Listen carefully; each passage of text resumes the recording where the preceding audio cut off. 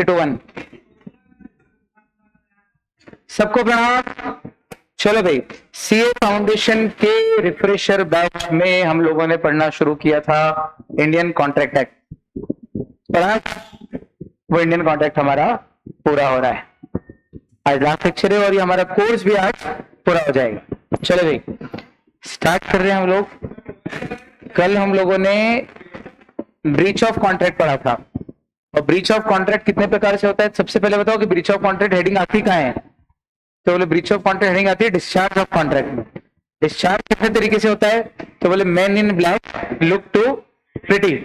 तो man in black मतलब M से म्यूचुअल एग्रीमेंट, आई से इम्पॉसिबिलिटी, बी से breach of contract, look to pretty में एल से lapse of time, to pretty T से lapse of time sorry, L से ऑपरेशन ऑफ लॉ, और पी से परफॉर्मेंस ऑफ कॉन्ट्रैक्ट। तो इनमें से 5 तो हमने पढ़ लिए, बचा 6, छठा ब्रीच।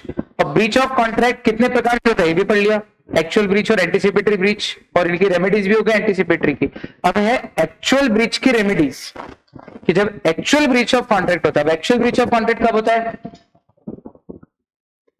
जब या तो ड्यू डेट पर या परफॉर्मेंस के ड्यूरिंग सामने वाला अगर परफॉर्म करने से मना कर दे या इनकार कर दे, रिफ्यूज कर दे, तो उसको बोलते हैं एक्चुअल ब्रीच ऑफ कॉन्ट्रैक्ट। और ये एक्चुअल ब्रीच जब होता है तो सामने वाली पार्टी, जिसको हम बोलते हैं अग्रीव्ड पार्टी, एक पार्टी वो है जिसने ब्रीच किया और दूसरी पार्टी वो है जिसके साथ ब्रीच हुआ। तो जिसके साथ ब्रीच हुआ है उसको हम क्या बोलते हैं, अग्रीव्ड पार्टी। वो जो अग्रीव्ड पार्टी है उसके पास क्या रेमेडी है, रेमेडी यानी उपचार, उपाय, सोल्यूशन। तो बोले क्या सोल्यूशन है, बोले उसके पास 5 सोल्यूशन है। या तो वो कॉन्ट्रैक्ट को रिसाइन कर सकती है, प्लस डैमेजेस भी मांग सकती है, या फिर वो स्पेसिफिक परफॉर्मेंस मांग सकती है कि नहीं जो कॉन्ट्रैक्ट में लिखा था वही करो, या फिर अगर कॉन्ट्रैक्ट कुछ नहीं करने का था तो वो बोल सकती है कि नहीं जो लिखा था वही मत करो, मतलब इंजंक्शन स्टे ऑर्डर। या फिर चलो कोई बात नहीं, कॉन्ट्रैक्ट बीच में टूट गया है तो मैंने जितना किया है उतना तो दे दो, quantum meruit as much as earn. ये है इनका ब्रीफ इंट्रोडक्शन। अब एक एक पढ़ना स्टार्ट करें डिटेल में, है ना। चल, तो सबसे पहले रेमेडी, उपचार, उपाय, सॉल्यूशन किसके पास, अग्रीड पार्टी के पास। क्या है, तो बोले सबसे पहला कि वो कॉन्ट्रैक्ट को रिसाइन कर सकता है। रिसाइन मींस टर्मिनेट, यानी कि अवॉइड कर सकता है। तूने किया ब्रीच तो मैं भी करता हूं कॉन्ट्रैक्ट को कैंसिल। लड़की ने बोला कि तुम्हारे अलावा सभी लड़के मेरे लिए बाप भाई बेटे के समान। तो लड़के ने बोला कि तुम्हारे अलावा सभी लड़कियां मेरे लिए माँ बहन बेटी के समान, बड़ी हो तो माँ, बराबर हो तो बहन, छोटी हो तो बेटी समान। और दोनों प्यार कर रहे हैं, दोनों ने एक दूसरे से वादा किया, दोनों की कॉन्ट्रेक्चुअल ऑब्लिगेशन है कि किसी को भी बुरी निगाह से ना देखें एक दूसरे के अलावा, ठीक। अब अगर लड़की जो है या लड़का, दोनों में से कोई एक चीटिंग करे और किसी और के साथ रिलेशनशिप करे फिजिकल या किसी भी तरह से, और ये बात अगर दूसरे वाले व्यक्ति को मालूम पड़ जाए, अगर लड़की करे तो लड़की को, लड़का करे तो लड़की को, तो क्या फिर वो भी तो कॉन्ट्रैक्ट को रिसाइन कर सकती है सामने वाली पार्टी कि तूने किया एक्चुअल ब्रीच तो मैं भी करता हूं कॉन्ट्रैक्ट रिसाइन। अब मैं भी किसी के साथ घूमूं, कोई फर्क नहीं पड़ रहा है। सिंपल लॉजिक है यार, तूने किया ब्रीच तो मैंने किया रिसाइन, ये मेरी रेमेडी है। बोलो हाँ। इतना ही नहीं, साथ में डैमेजेस भी मांग सकते हैं। ये तो खैर समझाने का एग्जाम्पल था। प्रोफेशनल एग्जाम्पल क्या है कि भाई मैं आपको पढ़ाने वाला हूँ, कितने महीने, 6 महीने, 12,000 रुपए लेके आपने 12,000 फीस पे कर दी। उसके बाद 2 महीने बाद मैंने कहा मैं तो नहीं पढ़ा रहा, तो आपने कहा ठीक है फिर हम भी कॉन्ट्रैक्ट रिसाइन करते हैं, हमको हमारी फीस वापस कर दो। प्लस तो कॉन्ट्रैक्ट को रिसाइन कर ही सकते हो, प्लस डैमेजेस अलग से मांग लोगे, जो भी आपको लॉस होगा कि आने जाने का टाइम वेस्ट हुआ, आप कोई दूसरी कोचिंग ज्वाइन करोगे तो वहां डबल फीस लग रही है, तो वो जो भी नुकसान हो रहा है वो मेरे से मांगोगे। आया समझ में। तो मैं करूं ब्रीच तो आप क्या करोगे, रिसाइन प्लस डैमेजेस। तो वैसे भी ये दोनों राइट, मैंने बोला था ना ये दोनों राइट साथ में चलते हैं, देखना आप ध्यान से। The right of compensation goes along with the right of residing the contract. आप रिसाइन भी कर सकते हो और साथ के साथ डैमेजेस यानी कि कॉम्पेंसेशन के लिए भी सूट फाइल कर सकते हो। The party not at fault may also claim compensation along with the right to rescind the contract. Along with मतलब रिसाइन तो कर ही सकते हो, साथ में कॉम्पेंसेशन भी क्लेम कर सकते हो।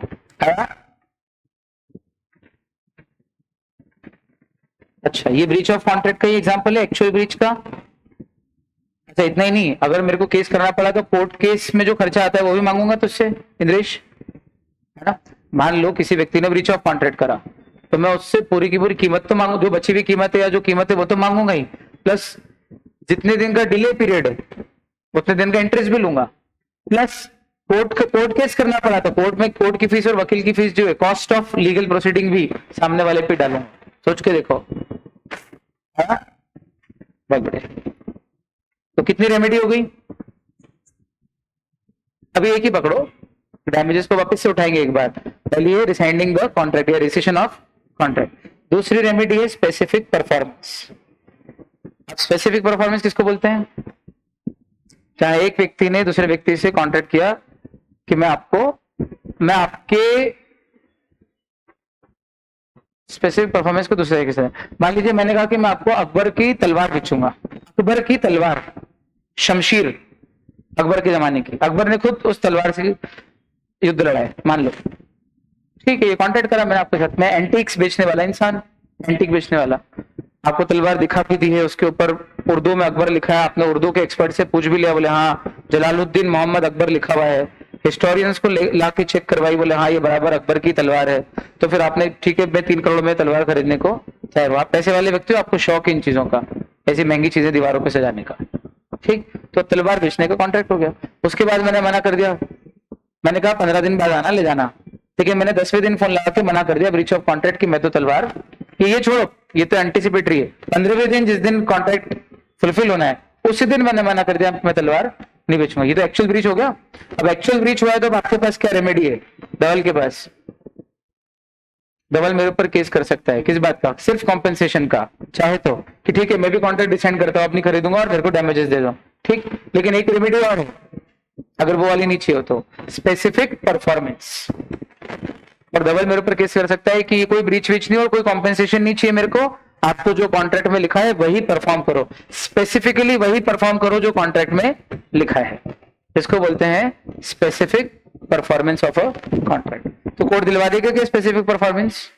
बोले कोर्ट दिलवाएगा नहीं दिलवाएगा ये कोर्ट की इच्छा पे डिपेंड करता है, आपने स्पेसिफिक परफॉर्मेंस मांगा और कोर्ट दिलवा दे ये कंपलसरी नहीं। देखो मांगना मेरा काम, मांगना धवल का काम कि मेरे को तो स्पेसिफिक परफॉर्मेंस ही चाहिए, कॉम्पेंसेशन नहीं चाहिए, मेरे को तो तलवार ही चाहिए, खरीद नहीं है, मेरे को पैसे भी देना है, पर कोर्ट दिलवा दे जरूरी नहीं है। तो किन केसेस में कोर्ट स्पेसिफिक परफॉर्मेंस दिलवा देता है? जब आइटम यूनिक नेचर की या रेयर नेचर की हो, रेयर नेचर की हो, यूनिक नेचर की हो, या जिसका मार्केट में सब्स्टिट्यूट अवेलेबल ना हो, ठीक, या पर्सनल स्किल वाला कॉन्ट्रैक्ट हो, कि मैंने पढ़ाने का कॉन्ट्रैक्ट किया था फिर मैंने मना कर दिया, मैंने कहा कॉम्पेंसेशन ले ले किसी और से पढ़ ले, बोले सर बात तो स्किल की है ना, किसी और से पढ़ना होता तो पहले ही पढ़ लेते, हमको तो आपसे पढ़ना है ना। मैं कहा बेटा मेरे को बहुत अर्जेंट में आउट ऑफ इंडिया जाना है, बोले नहीं स्पेसिफिक परफॉर्मेंस। और कोर्ट ने चेक किया कि सौरभ सर का आउट ऑफ इंडिया इतना जाना जरूरी नहीं है, तो घूमने जा रहे हैं वाइफ के साथ, बाद में चले जाना, एग्जाम्पल में आ रही बात समझ में आ रही है?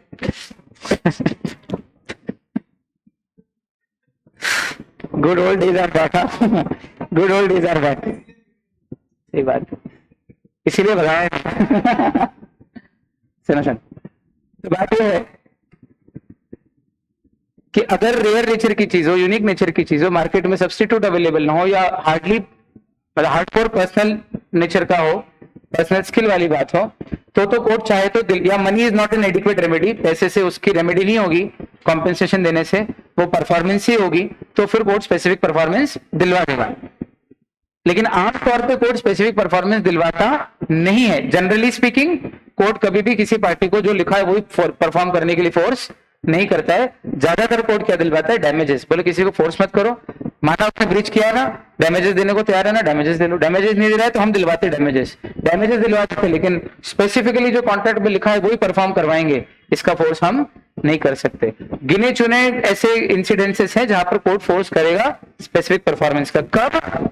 जब मनी का compensation is not an adequate relief, या उस चीज का मार्केट में कोई सब्स्टिट्यूट नहीं है, या वो यूनिक नेचर की हो, तो है ना। इसलिए अपन ने एग्जांपल में क्या ली थी, अकबर की तलवार यूनिक है, वो थोड़ी हर बार मिलेगी, हर जगह मिलेगी, मार्केट में उसका कोई सब्स्टिट्यूट भी अवेलेबल नहीं। बहुत बढ़िया। कब नहीं मिलता स्पेसिफिक परफॉर्मेंस? जब कॉन्ट्रैक्ट, जब मनी से फुलफिल हो जाती है आपकी needs, money is an adequate relief, compensation से काम चल जाएगा। या स्ट्रिक्टली पर्सनल नेचर का कॉन्ट्रैक्ट, पर्सनल स्किल नहीं, पर्सनल नेचर। पर्सनल नेचर में शादी आ रही है, अब शादी करने के लिए कोई लड़की ने आपसे हाँ कर दी, कॉन्ट्रैक्ट हो गया, बाद में मुकर गई, नहीं कर रही, आपने कहा नहीं मेरे को कॉम्पेंसेशन वगैरह नहीं चाहिए, मेरे को तो स्पेसिफिक परफॉर्मेंस जो कॉन्ट्रैक्ट में लिखा है वही करो। ये वाले कॉन्ट्रैक्ट को स्पेसिफिकली परफॉर्म नहीं करवाया जाएगा। क्यों? जबरदस्ती करवाती थी कोर्ट ने शादी, फिर किचकिच झगड़े होंगे, बाद में डिवोर्स होगा, दो लोगों की जिंदगी खराब होगी। इस तरह के कॉन्ट्रैक्ट की जबरदस्ती नहीं कराई जाती। लॉजिक समझ में आया? स्पेसिफिक परफॉर्मेंस नहीं दिलवाए तो कहां दिलवाएगा कहां नहीं दिलवाएगा, समझ में आ गया? बहुत बढ़िया। अगली कॉन्सेप्ट है इंजंक्शन। इंजंक्शन स्पेसिफिक रिलीफ का ही सिक्के का दूसरा पहलू है।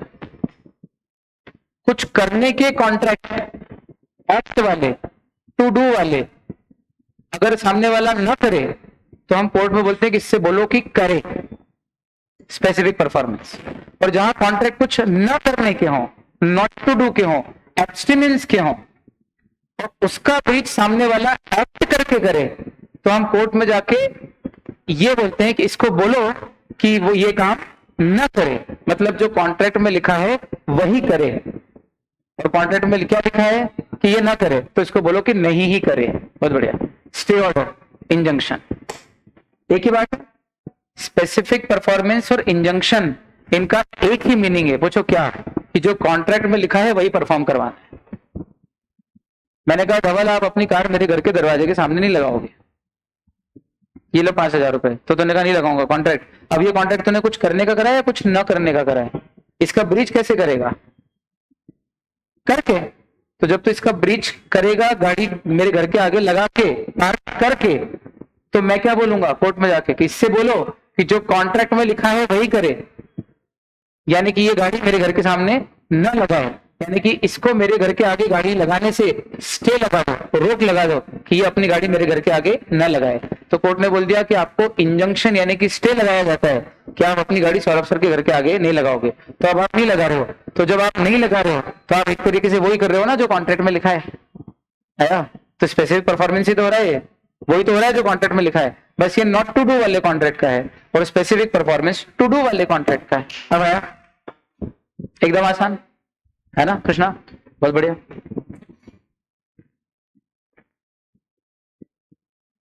इंजंक्शन से हम किसी व्यक्ति को क्या करते हैं? प्रोहिबिट करते हैं, कुछ करने से रोकते हैं। और स्पेसिफिक परफॉर्मेंस में करने के लिए बोलते हैं कि जो लिखा है वही करो। बच अगला क्वांटम मेरुइट। क्वांटम मेरुइट किसको बोलते हैं?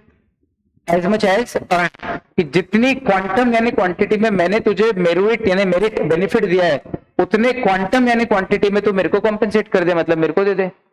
तो अगर आपके और मेरे बीच में कॉन्ट्रैक्ट हुआ है कि मैं आपके पूरे मकान की पुताई करूंगा 1 लाख रुपए में, बड़ा बंगला है, 1 लाख में पूरी पुताई करूंगा, सामान आपका, मेरी सिर्फ लेबर चार्जेस 1 लाख, बड़ा बंगला है, अंदर एक एक रूम, छत, दीवार, बाथरूम सब इन एंड आउट, सब दो बालकनी, सब दो पुताई करनी, 1 लाख रुपए। और मैंने 40% घर की पुताई कर दी है, फर्स्ट फ्लोर नीचे की, सेकंड और थर्ड नहीं की वहां, नीचे की फ्लोर बहुत बड़ी है, ऊपर थोड़ी थोड़ी छोटी होती गई है। तो 40% हमने मान लो पुताई कर दी है, 60% बाकी है। इतने में आपने कहा कि भाई साहब मेरा बजट गड़बड़ा गया, मेरे पास पैसे नहीं है, अब बस बंद कर दो पुताई, क्योंकि मेरे पास इतना पैसा ही नहीं कि आपको दे दूं। तो अब मैं केस भी क्या करूंगा गरीब आदमी नंगे आदमी पे, वैसे ही उसके पास पैसा नहीं, पैसा होता तो पुताई नहीं करा लेता। तो मैं कॉम्पेंसेशन तो क्या है मांगू ब्रीच ऑफ कॉन्ट्रैक्ट का? ये तो मांग सकता हूं कि मैंने जितना काम कर दिया उतना तो दे दो, मेरे से आपको जितना बेनिफिट हो गया जितने क्वांटम में उतना तो दे दो कम से। अगर 1 लाख रुपए में पूरा बंगला पोत रहा था और 40% पुताई हो गई है, कॉन्ट्रैक्टर से पूछ लो, वो एरिया वाइज स्क्वायर फीट नाप देता है कि इतने परसेंट पुताई हो गई है, सब निकल जाता है हिसाब किताब। तो 40% पुताई हो गई है तो 40,000 दे दो, ताकि हम दोनों वहीं पहुंच जाए 0-0 पे। आया? एक तरीके से ये भी लॉ ऑफ रेस्टिट्यूशन है। क्वांटम मेरुइट एक तरीके से क्वासी कॉन्ट्रैक्ट भी है ना? अनजस्ट एनरिचमेंट नहीं होना चाहिए, क्योंकि अगर तू मुझे 0 रुपया देगा तो फिर तो तू 40,000 के प्लस में, क्योंकि मेरी तो 40,000 की एफर्ट लग गई, मैं 40,000 से लॉस में और तू 40,000 से प्लस में, तो एक पार्टी तो एनरिच हो रही है और एक पार्टी गरीब हो रही है, गड्ढे में जा रही है, नीचे जा रही है। लेकिन अगर तू मुझे 40,000 दे दे तो हम दोनों वापस 0 पे आ गए, मेरी मेहनत गई तो उतना पैसा आया, तुझे पुताई मिली 40% तो उतना तेरे से पास से पैसा गया, दोनों वापस वहीं आ गए। रेस्टिट्यूशन, पुनर्स्थापन, फिर वहीं पहुंच गए एज इफ कि कोई भी ना प्रॉफिट में है ना लॉस में, दोनों इक्वल पे आ गए, 0 पे वापस आ गए। आया? इसको बोलते हैं quantum meruit. As much as earn, जितना तुझे मुझसे बेनिफिट हो गया है उतना तो मुझे दे दे, ताकि कोई भी एक जना प्रॉफिट और दूसरा लॉस में न रहे। लेकिन आमतौर पे जनरल रूल तो यही है कि पूरा करने पे पूरा मिलता है, अधूरा करने पे कुछ नहीं मिलता है। जनरल रूल क्या है? पूरा करने पे पूरा मिलता है, अधूरा करने पे कुछ नहीं मिलता है। लेकिन इसका एक्सेप्शन है क्वांटम मेरुएट, कि पूरा करने पे पूरा मिलता है लेकिन अधूरा करने पे जितने % किया है उतना तो मिलना चाहिए ना। आया? इसको बोलते हैं क्वांटम मेरुएट। ठीक, पर ये राइट कब अराइज होता है? जब ओरिजिनल कॉन्ट्रैक्ट डिस्चार्ज होगा। डिस्चार्ज मींस बीच में टूट गया हो, ऐसा डिस्चार्ज में अर्थ टूटने से बीच में खत्म हो गया हो। और क्वांटम मेरुएट का राइट उसी पार्टी को है जिसकी गलती नहीं है। अगर 40% पुताई के बाद मैं मना कर देता कि मैं पुताई नहीं कर पाऊंगा आगे, तो फिर मैं क्वांटम मेरुएट नहीं मांग सकता था, क्योंकि मैं एट फॉल्ट हूं। पर क्वांटम मेरुएट में कब मांग सकता हूं? जब मैं एट फॉल्ट नहीं हूं। एट फॉल्ट आप मना कर रहे हो कि आगे मत पुताई करो, तो कॉन्ट्रैक्ट जो डिस्चार्ज हुआ है, जो ब्रीच हुआ है, वो किसकी गलती से हुआ है? आपकी गलती से हुआ है। तो फिर जो नॉट एट फॉल्ट है वो क्वांटम मेरुएट मांग सकता है। आया? बहुत बढ़िया। अच्छा, ये तो जनरल एक ओवरव्यू हुआ क्वांटम मेरुएट। इसके अलावा और कौन कौन सी सिचुएशन में क्वांटम मेरुएट का राइट अराइज होता है? तो बोले जब कॉन्ट्रैक्ट बाद में वॉइड डिस्कवर हो या वॉइड बन जाए तो भी क्वांटम मेरुएट होता है। मान लो मैंने कॉन्ट्रैक्ट किया आपके साथ कि गाना गाऊंगा 10 महीने, और 3 महीने बाद 10 महीने के 10 लाख रुपए आप दोगे मेरे को, और 3 महीने बाद में बीमार पड़ गया, अब उसके आगे मैं गाना ही नहीं गा सकता हूँ, डॉक्टर ने मना कर दिया कि अभी कभी गाना नहीं गाएंगे। तो जितने महीने मैंने गाया है, अच्छा इसमें मेरा फॉल्ट नहीं है, बीमारी आई या मैं नहीं गा पा रहा हूँ, उसमें फॉल्ट नहीं है, तो कॉन्ट्रैक्ट तो डिस्चार्ज हुआ, एक्चुअल ब्रीच तो हुआ है मेरे साथ, मैं नहीं कर पा रहा हूँ आगे, पर मैंने जितना गा दिया उतना पैसा तो आपको दे। तो यहाँ पे कॉन्ट्रैक्ट पहले से वॉइड था या बाद में वॉइड बना है? बाद में वॉइड बना है, या फिर पहले से वॉइड था लेकिन आपको बाद में डिस्कवर हुआ है। जैसे कि मैंने घोड़ा बेचने के लिए, आप घोड़ा खरीदने के लिए एडवांस दे दिया था 3 लाख रुपया, 5 लाख का घोड़ा है, 3 लाख एडवांस दे दिया। जिस समय एडवांस दिया उस समय ना आपको मालूम है ना मेरे को कि अस्तबल में घोड़ा तो मर चुका है, तो बाद में ये डिस्कवर हुआ कि कॉन्ट्रैक्ट तो वॉइड, इनफैक्ट अग्रीमेंट ही वॉइड एब इनिशियो है। बोलो आया? तूने फोकस डाल दिया, लाइट में आ गई। तो कॉन्ट्रैक्ट क्या है? वॉइड। पहले से कि बाद में हुआ? पहले से, लेकिन डिस्कवर बाद में हुआ है। तो अगर बाद में डिस्कवर हुआ हो वॉइड, तो भी जितना तुझे मुझसे बेनिफिट मिल गया उतना लौटा दे, एडवांस वापस, क्वांटम मेरुएट। या फिर अगर बाद में वॉइड बन जाए तो भी जो भी पैसा है वो मुझे लौटा दिया, जितना मैंने तुझे काम करके दिया उतना तो पैसा दे दे, ताकि दोनों जीरो पे आ जाए। बोलो आया? अगला, इसके अलावा जब आप किसी व्यक्ति से सर्विसेज लेते हो और आपने रेम्यूनरेशन फिक्स नहीं किया हो, तो आपको उसको मार्केट रेट से जितना भी बनता है, जितनी क्वांटम में बेनिफिट आपने उससे लिया है, उतनी सैलरी तो बेचारे को रीजनेबल देनी ही पड़ी। भी क्वांटम मेरिट एक प्रकार से, और ये क्वासी भी है काइंड ऑफ। तीसरा, फिर ये वही क्वासी आ गया सेक्शन 70, 68, 69, 70, 71, 72 क्वासी में ही आ रहे हैं। तो अगर मैं अपने गुड्स भूल गया किसी दुकानदार के यहाँ या किसी व्यक्ति के यहाँ पे, और उसने वो गुड्स यूज कर लिए हैं, तो जितनी क्वांटिटी में उसने क्वांटम में उसने बेनिफिट ले लिया, यूज कर लिए हैं, उतने क्वांटम में तो वो मेरे को कॉम्पेंसेट करेगा ही करेगा। आया क्या? है बोलो। और क्वांटम मेरुएट के राइट में हमेशा मनी मिलेगा, क्वासी कॉन्ट्रैक्ट में भी मनी मिलता है सिर्फ। अगला, तो क्या मेरा इंटेंशन ग्रेट्यूटियस था? ग्रेट्यूटियस मतलब फ्री में तुझे गुड्स देने का था क्या? नहीं। तो क्या मैं फ्री में तुझे गुड्स देने के लिए छोड़ के गया था तेरे घर? नहीं, मैं तो गलती से भूल गया था। फ्री में तुझे देने का मेरा कोई इंटेंशन नहीं था। तो मेरा जो एक्ट है तेरे घर पे गुड्स भूलने का, उसमें मेरा फ्री में तुझे देने का इंटेंशन है या इंटेंशन के विदाउट यानी नहीं है? मेरा कोई ग्रेट्यूटियसनेस का इंटेंशन नहीं है। इसलिए जितने गुड्स तूने कंज्यूम कर लिए, यूज कर लिए, खा लिए हैं, उतने क्वांटम में तो तुझे मुझे कॉम्पेंसेट करना ही पड़ेगा। बोलो आया? चल, और आखिरी, एक पार्टी ने अगर रिफ्यूज किया हो, आखिरी नहीं शायद, और अगर एक पार्टी ने रिफ्यूज कर दिया, जैसे कि इस केस में मैंने मना कर दिया था कि यार इससे ज्यादा पुताई नहीं करा सकता, मेरा बजट बिगड़ गया है, तो पुताई करने वाला कितना बोलेगा? बोले 40% तो दे दो। ठीक, तो क्या यहाँ पर भी क्वांटम मेरिट की सिचुएशन अराइज हुई? तो ये पॉइंट क्या चल रहे हैं? 6 पॉइंट कि क्वांटम मेरिट की सिचुएशन कब कब अराइज होती है, इससे रिलेटेड क्या क्या रूल्स है। ठीक, अगला, डिविजिबल कॉन्ट्रैक्ट होता है तभी हम क्वांटम मेरिट लगा पाते हैं कि हाँ चलो 40% डिवाइड, मतलब 100 में से 40% डिवाइड कर दो। डिवाइड मतलब अलग कर दो, इतना पोर्शन कैलकुलेट हो गया है, तो 40% यानी 40,000 का दे दो, 1 लाख में से बचा 60,000 मत दो। तो जहां डिवाइड करके कैलकुलेट कर सकते हो वहीं क्वांटम मेरिट लगेगा। जहां कैलकुलेशन ही पॉसिबल नहीं, क्वांटम ही आप क्वांटिफाई नहीं कर सकते, क्वांटम ही क्वांटिफाई नहीं कर सकते, वहां पर क्वांटम मेरिट लगेगा ही नहीं। लेकिन इसका भी एक्सेप्शन है। कभी कभी इंडिविजुअल कॉन्ट्रैक्ट अगर बैडली परफॉर्म हो और उसको बैड को गुड करने में कुछ खर्चा आया हो तो उससे फिर क्वांटिफाई हो जाता है। जैसे मैंने कहा कि ये पूरी डेकोरेशन करो इस कमरे की 1000 रुपए में, और आपने डेकोरेशन कर दिया, 1000 रुपए मैं आपको दूंगा बाद में, लेकिन आप डेकोरेशन करके चले गए, मेरे बच्चे का बर्थडे शाम को, सुबह डेकोरेशन करके गए, शाम तक तो सारे गुब्बारों की हवा निकल गई, हैप्पी बर्थडे का एच पिचक गया, समझ रहे हो, तो सब गड़बड़ हो गया। तो आप फोन नहीं उठा रहे हो, तो फिर मेरे को दूसरे किसी डेकोरेटर को बुला के वो सब ठीक कराना पड़ा, तो ठीक कराने में 300 रुपए लग गए।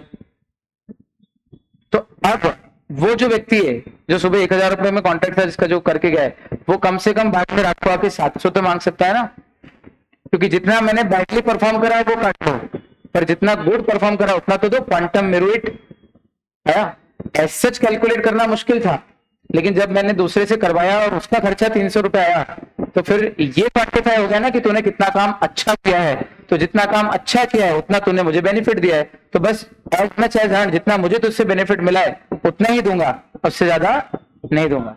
और तूने अच्छा काम नहीं किया है तो ब्रीच है, तो ब्रीच ऑफ कॉन्ट्रैक्ट पे इनफैक्ट ये वाली जो रेमेडी है ये किसको मिल रही है? अग्रीड पार्टी को नहीं, जो ब्रीच कर रहा है उसको मिल रही है। ये जस्टिस रेंडर करने के लिए मिल रही है, आगे समझ में? या तो अग्रीड पार्टी को मिलती है, या कई बार अग्रीड पार्टी को ना भी मिले तो जिसने अपनी तरफ से कुछ एक तरीके से वो भी अग्रीड है ना, यूं देखा जाए तो वो भी अग्रीड है। क्यों? क्योंकि वो मेहनत करके गया है। मान लो 1000 रुपए मिलने वाले थे, 300 की गड़बड़ करिए, 700 का काम तो अच्छे से किया है ना, और अगर 700 रुपए नहीं दोगे उसके तो वो अग्रीड नहीं हो जाएगा। तो टेक्निकली मांगने वाला हमेशा अग्रीड ही है। समझ में आया? रेमेडी अग्रीड पार्टी के पास ही है। Hello Kanishk, I am fine बेटा, हाउ आर यू?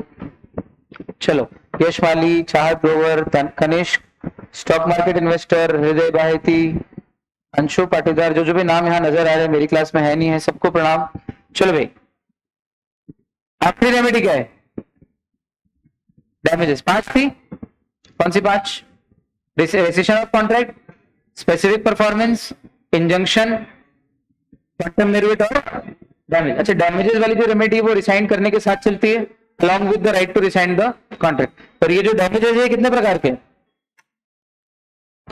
लिखा है ना? Suit for damages lies along with the right of rescission।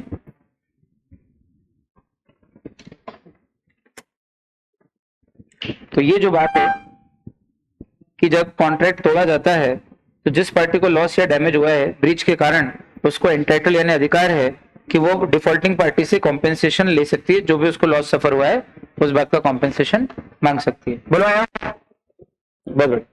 लेकिन रिमोट लॉस यानी कि इनडायरेक्ट लॉस का या रिमोट दूर दराज के लॉसेस का कॉम्पेंसेशन नहीं मांग सकते। तूने ब्रीच किया तो जिसके कारण मेरी नौकरी छूट गई, मैं गमगीन हो गया, फिर आगे कभी कुछ कर नहीं पाया, तो मैं कुछ नहीं कर पाया, तो मैं जिंदगी में 3 करोड़ कमा लेता अगर नौकरी करता, पर तेरे चक्कर में मैं नहीं कमा पाया, तो वो 3 करोड़ भी तू ही दे। ये इनडायरेक्ट लॉस का पैसा कभी मिलने वाला नहीं है, सिर्फ डायरेक्ट कॉन्सिक्वेंसेस से जो लॉस होता है वो वाले डैमेजेस ही मिलते हैं। तो ये जो डैमेजेस है ये कितने प्रकार के हैं? 6 प्रकार। कौन से? Ordinary damages, special damages, vindictive damages, nominal damages, deterioration caused by delay और इनकन्वीनियंस एंड डिस्कम्फर्ट। 2 और है, लिक्विडेटेड डैमेजेस और पेनल्टी। तो टोटल डैमेजेस कितने हो गए? 8 हो गए। पर लिक्विडेटेड डैमेजेस और पेनल्टी कोई प्रकार नहीं है, वो तो इस बेसिस पे है कि आपने पहले से फिक्स किया है या नहीं किया है ना, वो तो पढ़ेंगे इसे। अच्छा, ऑर्डिनरी डैमेजेस किसको बोलते हैं? इसका दूसरा नाम जनरल डैमेजेस भी है, जो ब्रीच ऑफ कॉन्ट्रैक्ट के एज ए कॉन्सिक्वेंस ऑर्डिनरीली मतलब नेचुरली अराइज होती हैं। तूने कहा था मैं आपको 10 किलो शक्कर बेचूंगा सौरभ सर, कितने में? बोले 40 रुपए में। फिर तूने मना कर दिया, तो मेरे को मार्केट से खरीदनी पड़ी, मार्केट में 45 में खरीदना पड़ी मेरे को, तो कितना रुपया मेरा एक्स्ट्रा लगा? 5 रुपया पर केजी, मतलब 10 केजी में 50 रुपया। तो ये 50 रुपया मेरा जो लॉस है वो तेरे ब्रीच करने के कारण डायरेक्टली नेचुरली अराइज हो रहा है, तो सीधे सीधे ये 50 रुपए तेरे से मांग लूंगा मैं। इसको बोलते हैं ऑर्डिनरी डैमेजेस। एकदम आसान, बोलो हाँ। तो contract price minus market price on the date of breach, ये इसका फॉर्मूला है ऑर्डिनरी डैमेजेस का। स्पेशल डैमेजेस इसको बोलते हैं स्पेशल अपॉर्चुनिटी ऑफ सेल या लॉस ऑफ प्रॉफिट, जिसको हम अपॉर्चुनिटी लॉस बोलते हैं। हाँ सही है बेटा, कनिष्क सही बोला। हाँ अपॉर्चुनिटी कॉस्ट, मैंने कहा कि मैं ये मकान, मतलब ये जमीन है मेरी, इस पे तू कॉन्ट्रैक्टर है, तेरे साथ मेरा कॉन्ट्रैक्ट हुआ है कि तू ये मकान बनाएगा, मैं तेरे को 50 लाख रुपए दूंगा। बच्चे लोग कितने रुपए दूंगा? ये मेरी जमीन है, इस जमीन पे क्या कॉन्ट्रैक्टर क्या बनाएगा? मकान बनाएगा। मकान बनाने के कितने दूंगा उसको मैं? 50 लाख। पर मैंने पहले ही बोल दिया कि भाई ये मकान 1 जनवरी के पहले बना देना, क्योंकि ये यश से मेरी बात हो गई। 1 जनवरी को ये मकान का डिजाइन जो मैंने इसको दिखाया है, ये मकान ये मेरे से किराए पे ले लेगा और हर महीना 25,000 रुपया मेरे को किराया देगा। इसलिए तू 1 तारीख के पहले बना ही देना मकान। तो कॉन्ट्रैक्टर ने ही प्रॉमिस कर दिया कि 1 तारीख के पहले मकान बना दूंगा। ठीक, अब उसने 1 तारीख के पहले मकान बना दिया, 30 तारीख को ही बना दिया, 30 दिसंबर को। मैं भी खुश कि 30 तारीख को मकान बन गया है, 31 को अपन फीता काट देंगे और 1 तारीख को किराएदार रहने आ जाएगा, 1 तारीख से अपने को किराया ना चालू हो जाएगा। ठीक, लेकिन 31 को मकान बनाया, 31 को हम फीता काटने जा ही रहे थे कि खबर आई कि मकान तो पूरा ढह गया, पूरा मकान कोलैप्स कर गया। जल्दबाजी में तूने मटेरियल यूज नहीं किया अच्छे से और ठीक से कॉलम और वो नहीं बिठाए, छतवत, पूरा मकान गिर गया। अब चक्कर ये है कि ये मकान फिर से बनाने में जो खर्चा आएगा वो तो ऑर्डिनरी डैमेजेस, वो तो डायरेक्ट कॉन्सिक्वेंस है। प्लस वो जो मेरी अपॉर्चुनिटी कॉस्ट है 25,000 रुपया महीना आता है, वो आना बंद हो जाएगा, क्योंकि वो किराए पे आएगा ही नहीं, अब रहने हो किराया कौन देगा, वो भी तेरे से लूंगा। ये special damages, loss of profit. तूने ब्रीच किया, एक्चुअल ब्रीच किस बात का हुआ कि मकान ठीक से नहीं बनाया। एक्चुअल ब्रीच से जो ऑर्डिनरी डैमेजेस है वो तो लूंगा ही लूंगा, प्लस जो प्रॉफिट और आता है मुझे वो भी तेरे कारण नहीं आया है, तो वो भी अपॉर्चुनिटी जो मेरी कॉस्ट है वो भी उससे लूंगा। शर्त ये है कि स्पेशल डैमेजेस तभी मांग सकते हो जब आपने पहले से नोटिस दे रखा हो। अगर मैंने ये बात तेरे को नहीं बताई थी कि मेरे को यश को किराए पे देना और 25,000 रुपये किराया आएगा, ये बात नहीं बताई होती, तो फिर मैं यश से जो मुझे प्रॉफिट आने वाला था, वो जो प्रॉफिट नहीं आया, वो तेरे से नहीं मांग सकता हूँ, वो अपॉर्चुनिटी, वो स्पेशल डैमेजेस। क्योंकि स्पेशल डैमेजेस में रूल, कीवर्ड बिठा लो दिमाग में, मतलब यूनिवर्सल, मतलब पक्का 100% गारंटीड रूल है कि अगर आपने पहले नोटिस दिया हो तो ही स्पेशल डैमेजेस मांग सकते हो, अदरवाइज नहीं मांग सकते। आया समझ?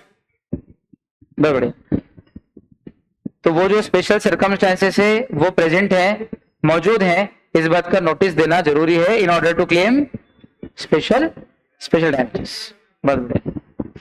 हेडली वर्सेस बैक्सेंडिल, मशीन का पार्ट खुलवाया था, मैंने ये नहीं बताया कि मेरी मशीन खाली पड़ी रहेगी तो मेरा लॉस ऑफ प्रॉफिट होगा, तो हम नहीं बताया और सामने वाले ने डिले करा पार्ट लाने में, तो वो डिले का ऑर्डिनरी डैमेजेस तो दे देगा, लेकिन आपकी फैक्ट्री बंद पड़ी रही और प्रॉफिट नहीं कमा पाए हो, इसके डैमेजेस नहीं मिलेंगे। क्यों? क्योंकि आपने उसका पहले से नोटिस नहीं दिया था। हेडली वर्सेस बैक्सेंडिल, बराबर। चलो तो वाला एग्जांपल अभी दिया मैंने आपको, आगे बढ़ रहे हैं, बहुत बढ़िया, क्वेश्चन ही क्वेश्चन। अगला विंडिक्टिव डैमेजेस, इसका दूसरा नाम एग्जेम्पलरी डैमेजेस, तीसरा नाम प्यूनिटिव डैमेजेस। ये 2 सिचुएशन में मांगे जाते हैं, जब किसी ने आपके साथ शादी करने का कॉन्ट्रैक्ट करके तोड़ा हो, या बैंक के साथ जो आपका खाता खुला है, अकाउंट खुला है, उसका जो कॉन्ट्रैक्ट है, तो बैंक ने आपके खाते में पैसा होने के बावजूद भी चेक बाउंस किया हो। इसमें आपको भले 1 रुपए का भी फिजिकल नुकसान, 1 रुपए का भी प्रैक्टिकल नुकसान नहीं हुआ हो, लेकिन उसके बाद भी इमोशन, फीलिंग या रेपुटेशन जो आपकी हर्ट हुई है, उस इमोशन, फीलिंग या रेपुटेशन के हर्ट होने के जो डैमेजेस है वो जरूर आप क्लेम कर सकते हो। 2 केस, पहला शादी का कॉन्ट्रैक्ट करके तोड़ो तो, या फिर दूसरा बैंक खाते में पैसा होने के बावजूद भी बैंक अगर आपका चेक बाउंस कर दे, तो बस इन्हीं 2 सिचुएशन में ये वाले डैमेजेस लिए जाते हैं। बोलो हाँ।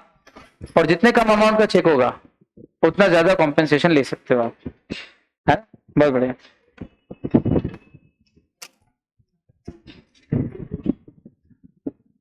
हाँ यार 6% ही है, 5 ही बचा, लगाए चार्जर इसके अंदर, उसके बाद में।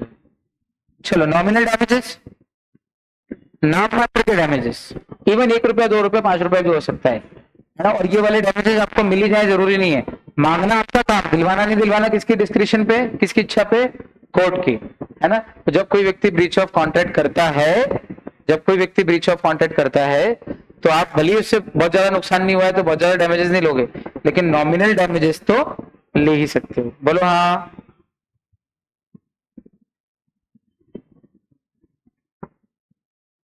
पावर सेविंग कर ले थोड़ी सी। चलो ये हुआ। अगला damages for deterioration caused by delay, लिखो फटाफट से। ये वाले डैमेजेस सिर्फ और सिर्फ ट्रांसपोर्टर या कैरियर से ही मांगे जाते हैं, है ना, उसके साथ जो कॉन्ट्रैक्ट हुआ है ट्रांसपोर्टेशन का या कैरियर का। और जब कोई व्यक्ति गुड्स कहीं से लाता है, हमने कॉन्ट्रैक्ट किया है कि मेरे गुड्स जो अहमदाबाद में पड़े वो इंदौर ला, तो उसको इंदौर लिया चाहिए 2 दिन 3 दिन जो भी रीजनेबल टाइम है उसमें। भाई ट्रक है, धीरे धीरे चलता है, बहुत सारा सामान ट्रक 25 किलोमीटर की स्पीड से चलता है, 2 दिन लग सकते हैं आने में, ठीक। लेकिन 8 दिन लगा दिए उसने, तो क्या उसने डिले कर दिया है? और इस डिले के कारण गुड्स को डिटेरियोरेशन हो गया ना। डिटेरियोरेशन क्यों? खाने की चीज खराब हो गई, या फिर सीजन ही निकल गया, तो इतनी देर से आया कि रेनकोट का सीजन ही चला गया।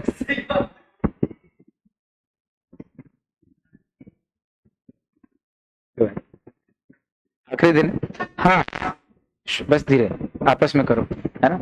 क्या बोल रहा है सारा? तो रेनकोट बुलवाया हमने, तो रेनकोट कितने दिन में भेजोगे आप? जब बारिश का सीजन निकल आएगा तब भेजोगे क्या? है तो सामने वाले ने तो टाइम से भेज दिया था, पर जिस कैरियर के साथ मैंने कॉन्टेक्ट किया था कि तो टाइम से डिलीवर कर देना, उसने कितना टाइम लगा दिया? Unreasonable time. और अब सब लोग खरीद चुके हैं रेनकोट। सितंबर में कौन खरीदता है रेनकोट? हार्डली कोई खरीदता है, बोलो हाँ। बारिश लगते ही लोग जून जुलाई अगस्त में तो सब खरीद लेते हैं, जिसको जाना है जरूरत है वो तो। अब तो लगा 3-2 महीने बाद। और अब जो भी रेनकोट की, अब रेनकोट फटा नहीं है, डिटेरियोरेशन मतलब ये नहीं कि फिजिकल डिटेरियोरेशन हो, अगर वैल्यू कम हुई हो या सेल करने पे वैल्यू कम आ रही हो तो वो भी उसकी डिटेरियोरेशन ही, और उसका भी डैमेजेस मान सकते हैं। अगला, पर्सनल इनकन्वीनियंस और discomfort. Himalaya travels private limited का केस, अगर रेलवे स्टेशन की बजाय 1 किलोमीटर पहले उतार दिया रेलवे ने हमको, क्योंकि आगे पटरी जाम है, जो भी गड़बड़ है, और ठंड पड़ रही है, बारिश गिर रही है बहुत, मतलब बारिश भी हो रही है, ठंड भी है, चिलिंग नाइट, और मैं और मेरी वाइफ को वहीं उतर के घर जाना पड़ा पैदल, तो वाइफ को सर्दी लग गई, तो डैमेजेस के लिए केस मैं कर सकता हूं क्या? नहीं। क्यों? मुझे मेरे इनकन्वीनियंस का तो मिल जाएगा, लेकिन वाइफ का केस वाइफ ही लगाएगी। क्यों? क्योंकि ये डैमेजेस किस बात के हैं?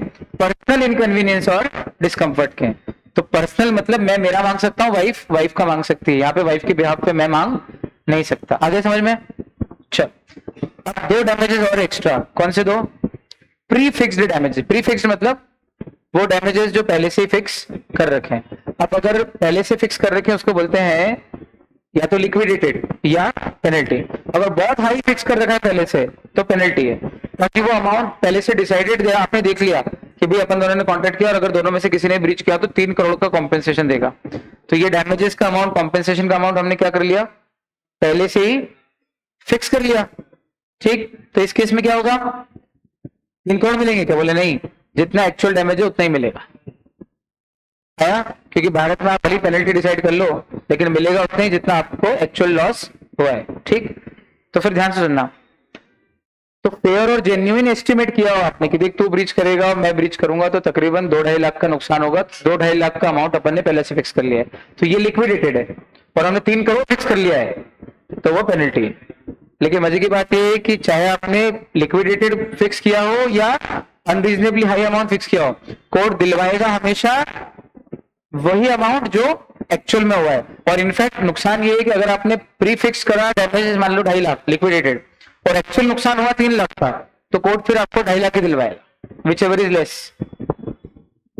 अगर आपने प्री फिक्स नहीं किया होगा तो कोर्ट आपको 3 लाख दिलवाता। तो बेटर क्या है, प्री फिक्स करना है या नहीं करना? नहीं करना, प्री फिक्स नहीं करना चाहिए। क्यों?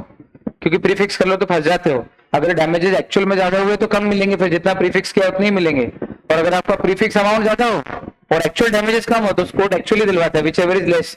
तो मतलब क्या फिर पहले से फिक्स करने का? ना कोर्ट लिक्विडेटेड दिलवाता है भारत में और ना पेनल्टी दिलवाता है, कोर्ट क्या दिलवाता है? Which ever is less. तो मतलब क्या फिर पहले से फिक्स करने का? उसमें तो और फंस रहे हो।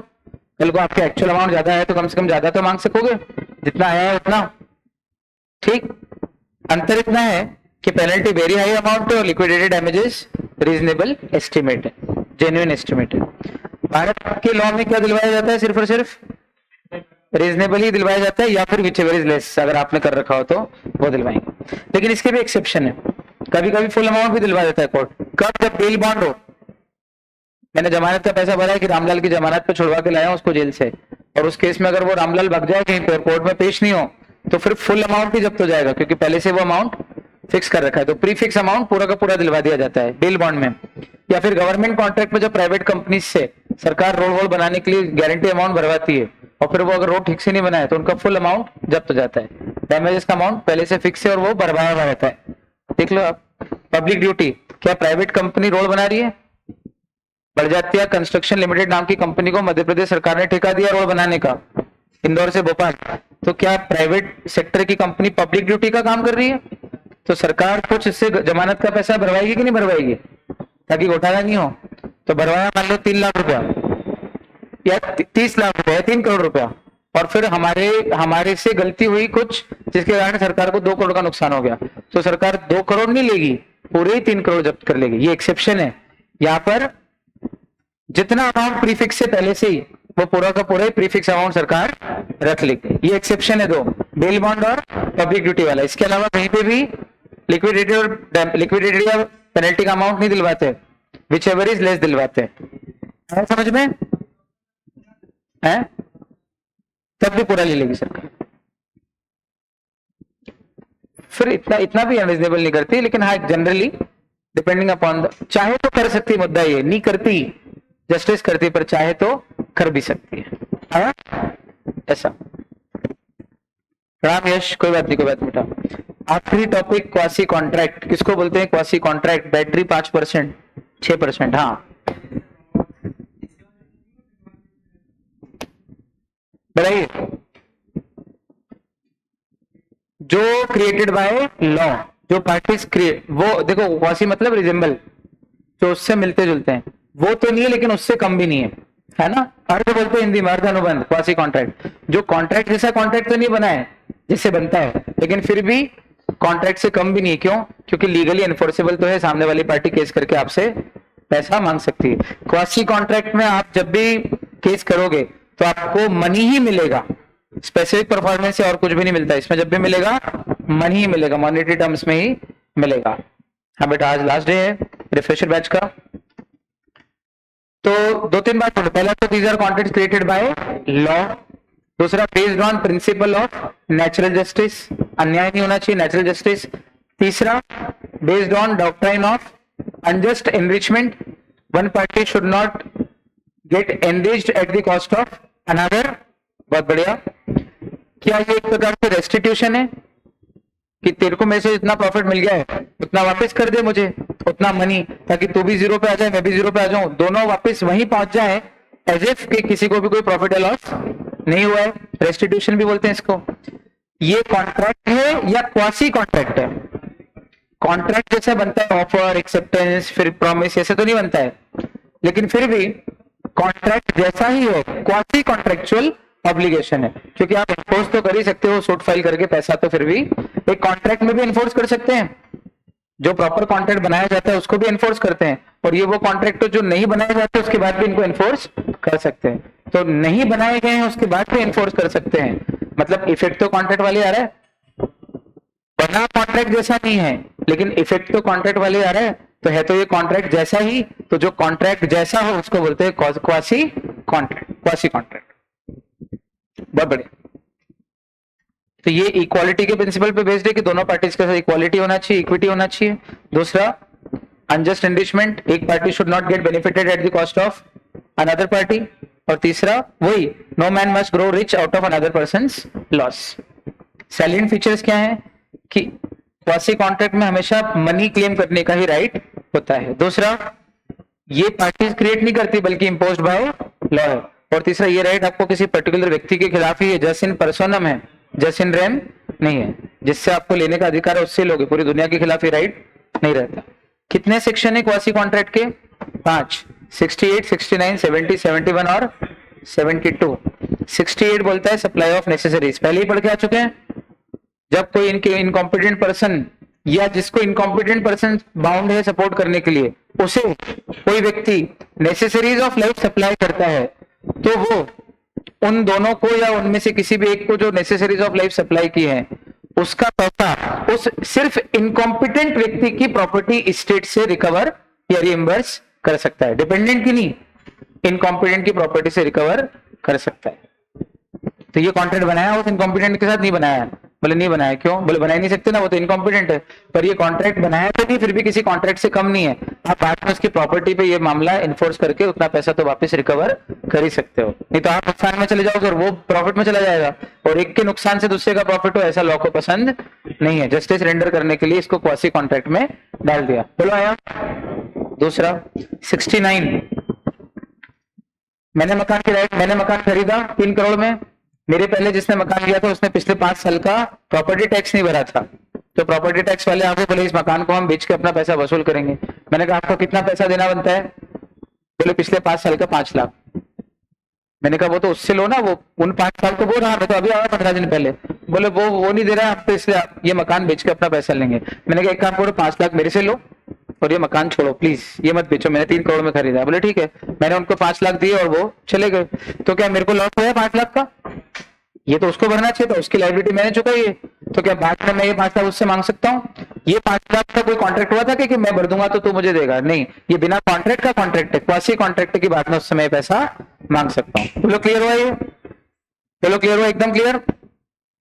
70 अभी पढ़ के आए थे।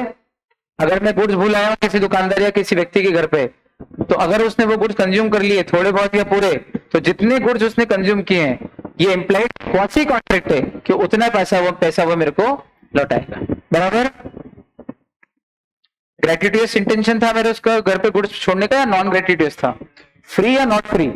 फ्री में नहीं छोड़ के आया हूँ गिफ्ट के तौर पे, गलती से बोला हूँ तो तूने यूज कैसे कर लिए? और अगर यूज कर लिए तो मेरे को उतनी क्वांटिटी में जितना तूने यूज किया उतना पैसा लौटा दे। बोले ऐसा कोई कॉन्ट्रैक्ट नहीं था। बोले ये बिना कॉन्ट्रैक्ट का कॉन्ट्रैक्ट है, क्वासी कॉन्ट्रैक्ट है, नहीं तो तू बेनिफिट में चला जाएगा और मैं लॉस में, और ये अनजस्ट एनरिचमेंट हो जाएगा।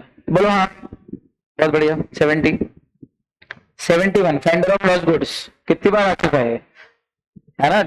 हाँ, जब एक व्यक्ति दूसरे व्यक्ति के गुमे हुए गुड्स प्राप्त करता है तो ये क्वासी कॉन्ट्रैक्ट है कि उसको वो गुड्स अगले को लौटाने पड़ेंगे। ये नहीं बोल सकते ऐसा कोई कॉन्ट्रैक्ट तो था ही नहीं अपने बीच में। नहीं, ट्रू ओनर को फाइंड, ये आपकी ड्यूटी है एम्प्लॉयड। क्वासी कॉन्ट्रैक्ट है कि आपको वो पैसा उसको लौटाना ही, वो गुड्स उसको लौटाने ही पड़ेंगे। लेकिन ये जरूर है कि जब तक अगर मैंने गुड्स को प्रिजर्व करने के लिए कुछ एक्सपेंसेस करे हैं तो जब तक वो एक्सपेंसेस नहीं दे रहा है तब तक रिटर्न कर सकता हूं, ठीक?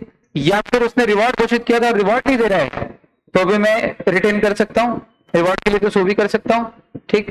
और अगर गुड्स को मान लो गुड्स के ऊपर जो एक्सपेंसेस हैं वो 2/3 वैल्यू से ज्यादा खर्च होगा गुड्स के मार्केट वैल्यू से, तो सामने वाला देने को तैयार नहीं है, तो फिर मैं उन गुड्स को बेच भी सकता हूं। तो बेचने के लिए 3 सिचुएशन थी, या तो लंबा समय हो गया, रीजनेबल टाइम नहीं मिल रहा है ट्रू ओनर, या फिर गुड्स पेरिशेबल नेचर के, या गुड्स की वैल्यू के 2/3 या उससे ज्यादा मैं खर्चा कर चुका हूं। इन 3 सिचुएशन में बेचने का राइट है फाइंडर को। 3 सिचुएशन में बेचने का राइट है, इसके अलावा बेचने का राइट नहीं है। इसके अलावा तो उसको ट्रू ओनर को फाइंड करके गुड्स देना ही पड़ेंगे। ये बिना कॉन्ट्रैक्ट का कॉन्ट्रैक्ट है, क्योंकि अगर मैंने उसका घोड़ा रख लिया, घुमा हुआ घोड़ा मेरे पास आया, तो मैं तो घोड़े से एनरिच हो गया, वो बेचारा गरीब हो गया। ये तो अनजस्ट एनरिचमेंट हो रहा है ना। वो मेरे पास आया, घोड़ा लौटा, मैंने कहा ऐसा तो कोई कॉन्ट्रैक्ट नहीं लौटाने का। बोले कॉन्ट्रैक्ट ना होके भी ये कॉन्ट्रैक्ट है कि आपको घोड़ा लौटाना ही पड़ेगा, फाइंडर ऑफ लॉस्ट गुड्स। और last, person to whom money is paid by mistake और कोएर्शन। मान लीजिए कि अमेजोन वाला मेरे पास आया और बहुत अर्जेंट में मेरे को जो है एक मोबाइल चाहिए था, क्योंकि मेरा मोबाइल टूट गया है और मार्केट में सारी दुकानें बंद है, कर्फ्यू चल रहा है। तो बड़ी मुश्किल से अमेजोन से एक फोन बुलवाया था मैंने, वो आ गया और मेरे को मीटिंग अटेंड करनी, वर्क फ्रॉम होम चल रहा है मेरा, तो मेरे को जूम मीटिंग अटेंड करनी, मान लो उस पर जो भी करना है। तो वो लाया, उसको मेरी मजबूरी मालूम पड़ गई। मैं पैसा पहले ही दे चुका हूँ कैश पेमेंट कार्ड से इनफैक्ट, तो बस डिलीवरी करना है। पर वो डिलीवरी लेके आया, बोले जब तक 3000 नहीं दोगे तब तक डिलीवरी नहीं दूंगा। कोएर्शन कर रहे हैं एक तरीके से, कोएर्शन है। बोलो हाँ, उत्पीड़न, फिजिकल मेंटल, ठीक। तो मैंने मजबूरी में उसको 3000 दी और मोबाइल छुड़वाया, क्योंकि अभी तो लाखों का नुकसान हो जाएगा बिजनेस का। अभी तो छुड़वा लिया, बाद में मैंने कहा कि ये कॉन्ट्रैक्ट मैं अवॉइड कर रहा हूँ 3000 देने वाला, और मेरे को मेरा 3000 वापस पे कर। तो उसने कहा ये 3000 वापस पे करने का तो कोई कॉन्ट्रैक्ट ही नहीं है। तो बोले ये बिना कॉन्ट्रैक्ट का कॉन्ट्रैक्ट है, क्वासी कॉन्ट्रैक्ट है। If money is paid by coercion, तो सामने वाले की ड्यूटी बनती है कि बाद में वो पैसा वापस लौटाए। बिना कॉन्ट्रैक्ट का कॉन्ट्रैक्ट है। बोलो हाँ। और अगर मैंने तेरे से 100 रुपए उधार लिए निखिल, और तुझे जब लौटाए, जब 2 नोट चले गए गलती से 100 के लिए, 100 और देते समय तुझे 200 दे दिए, 100 के 2 नोट चले गए, कड़क कड़क चिपके हुए थे गलती से, तो क्या मनी पेड बाय 100 रुपए extra is paid by mistake? बोलो हाँ। तो क्या ये 100 रुपए वापस मांग सकता हूं मैं? तो तू बोलेगा ऐसे कैसे वापस मांग सकते हो, ऐसा कोई कॉन्ट्रैक्ट तो था ही नहीं कि अगर ज्यादा आ जाए तो वापस दोगे। मैंने कहा ये बिना कॉन्ट्रैक्ट का कॉन्ट्रैक्ट है, क्वासी कॉन्ट्रैक्ट है कि तुझे मुझे वो एक्स्ट्रा 100 रुपए लौटाने ही पड़ेंगे। बोलो आया क्या? So here we come to the end of our course, refresher batch, Pay Foundation. God bless you, God bless you. चलो लास्ट में एक मोटिवेशन कोट मांगा है मुझसे कनिष्क ने, छोटा सा कोट देते फिर खत्म करते हैं इसको। अच्छा बढ़िया सा निकाल के देता हूं आपको, मेरे पास कलेक्शन है अच्छी अच्छी बातों का।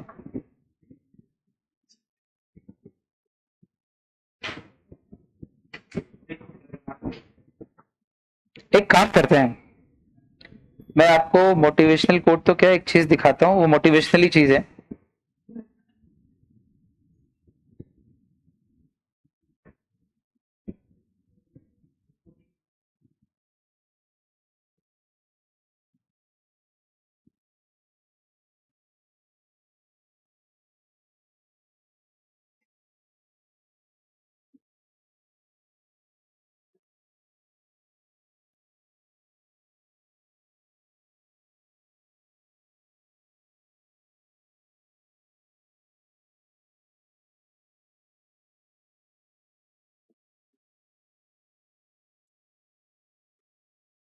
ये वीडियो देखो तुम तो,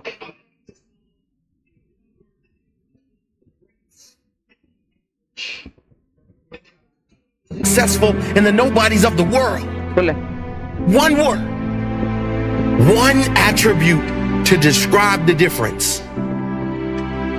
Discipline. If you don't have the discipline, देख रहे हो आप, hard work takes you to this level. बहुत हार्डवर्किंग हो, जीवन में उन्नति करोगे, कितनी नीचे नहीं जाओगे, ऊपर ही जाओगे, उन्नति करोगे, पर इतनी। लेकिन अगर आपके पास आगे बढ़ते हैं ना, हार्डवर्क इंक्लूसिव, सेक्रीफाइस करने को भी तैयार हो लाइफ में, प्लेजर्स को, टेम्परेरी प्लेजर्स जो आते हैं जिंदगी में, वो भी सेक्रीफाइस करने को तैयार हो, गर्लफ्रेंड, मोबाइल, टाइम पास, ये सब सेक्रीफाइस करो तो जिंदगी में बड़ा आदमी बनते हैं, तो आप इतनी ऊपर जाओगे। लेकिन आप हार्डवर्क और सेक्रीफाइस के साथ साथ तीसरी चीज अगर आप में सेल्फ बिलीफ भी है साथ ही साथ, तो आप और आगे जाओगे। और चौथा, हार्डवर्क, सेक्रीफाइस, सेल्फ बिलीफ को तो पार कर गए, ये सब तो इंक्लूसिव है, ये सब लेते हुए अगर आप में डिसिप्लिन है तो आप सबसे ऊपर तक जा सकते हो, बहुत ज्यादा आगे जा सकते हो। तो लाइफ में कितनी चीजें जरूरी बताओ, इसका अर्थ ये मत लगा ना कि डिसिप्लिन जरूरी है बाकी 3 जरूरी नहीं है। जब आप आगे बढ़ते हो तो वो इंक्लूसिव होता जाता है, समझ रहे हो? क्योंकि इसका जब ग्राफ बनेगा तो ऐसा बनेगा, उसमें hard work, sacrifice, self belief, discipline सब शामिल है। पहुंच ना बात? तो क्या चाहिए लाइफ में महान बनने के लिए, बहुत बड़ा बनने के लिए? चारों चाहिए, है ना? हार्डवर्क, बट अकेले एक से काम नहीं होगा। सिर्फ हार्डवर्किंग लोग देखो, बहुत लोग गधा माली कर रहे हैं, हरी समझ में, सिर्फ सेक्रीफाइस करके भी आदमी परेशानी रहता है, लेकिन साथ में सेल्फ बिलीफ भी होना और डिसिप्लिन भी होना, आपका ग्रोथ का कर्व ऐसा बनेगा। Thank you so much all of you, God bless you, enjoy yourselves, take care. और अब घबराना मत, कोर्स पूरा